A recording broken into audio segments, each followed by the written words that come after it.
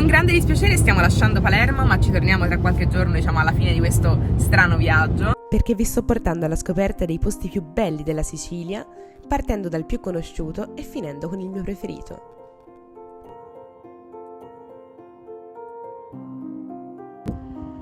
Allora, dal video non si capisce, però quest'acqua è rosa in realtà.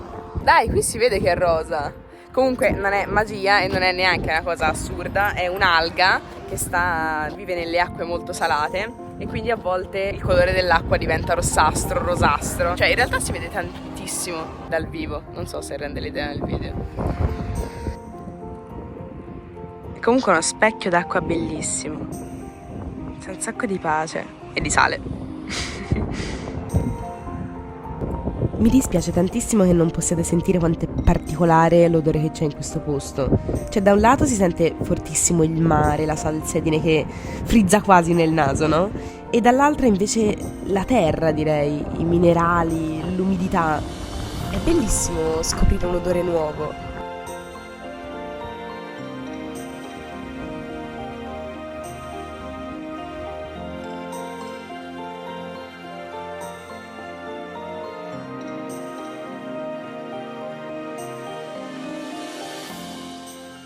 Buongiorno amici, stiamo guidando nell'entroterra siciliano che tra l'altro è bellissimo per raggiungere un posto che sicuramente non conoscete. Ormai siamo praticamente arrivate, quindi probabilmente riuscite a vederlo, ecco laggiù in lontananza.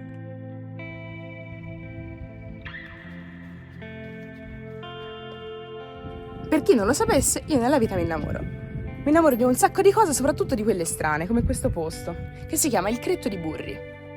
Burri era un artista italiano che ha deciso di congelare la memoria storica di un paese che non c'è più. Nel 68 qui è venuto un fortissimo terremoto e tutte le case, le persone che stendevano i panni, che spalmavano la marmellata sul pane, che mandavano a scuola i figli, che si amavano, che litigavano, non ci sono più, non c'è più niente. Anzi, grazie a lui invece oggi qualcosa c'è, qualcosa di diverso.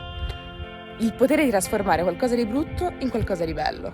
Questo è il senso, di non dimenticare. La memoria è una cosa importante, la storia è una cosa importante e oggi abbiamo la possibilità di passeggiare comunque per quelle vie che non ci sono più ma ci sono ancora e cercare di vederle quelle persone che fanno le loro cose normali, perché è importante ricordarsi che a volte le cose ci sono e un attimo dopo non ci sono più.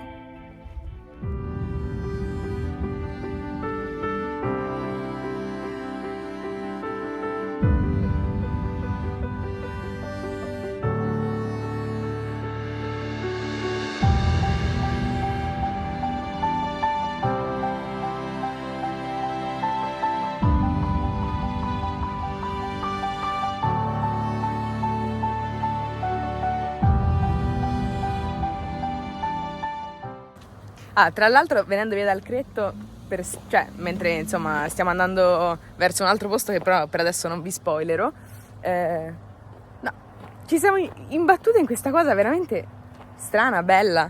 Guardate qui. Ora la faccio vedere un po' meglio. Ma è un ex convento dei Cappuccini. Probabilmente non riuscirò ad entrare, ma anche solo da fuori è uno spettacolo. Forse dal vivo è anche più imponente di come appare poi nel video, ma è bellissimo questo accostarsi di vecchio e nuovo, di antico e moderno. Non lo so, ci sta benissimo. La porta in legno, ormai mangiata un po' dall'erba, i simboli scolpiti. E invece dall'altra parte una struttura completamente diversa, nuova, che sembra quasi il suo interno.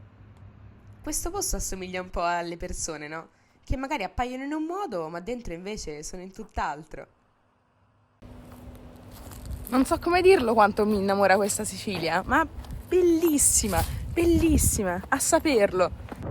Ok, siamo pronti a ripartire verso l'ultima tappa. Le giornate sono infinite comunque, mi sembra di essere in Sicilia da 3 mesi. Mentre cammino inizio a raccontarvi un po' dove stiamo andando. Questo posto si chiama il Teatro di Andromeda ed è stato costruito a partire dagli anni '80 da un pastore che non voleva fare il pastore, anche se il padre ha provato a obbligarlo, ovviamente. Cioè, sono emozionata.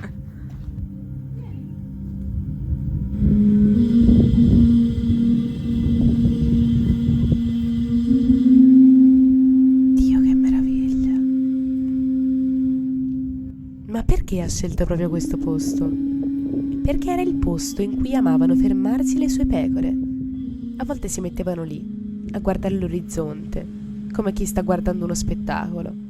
E quindi a lui è venuto in mente di costruirci un teatro. 108 posti a sedere, posizionati in modo speculare alle 108 stelle che formano la costellazione di Andromeda, da cui dunque prende il nome.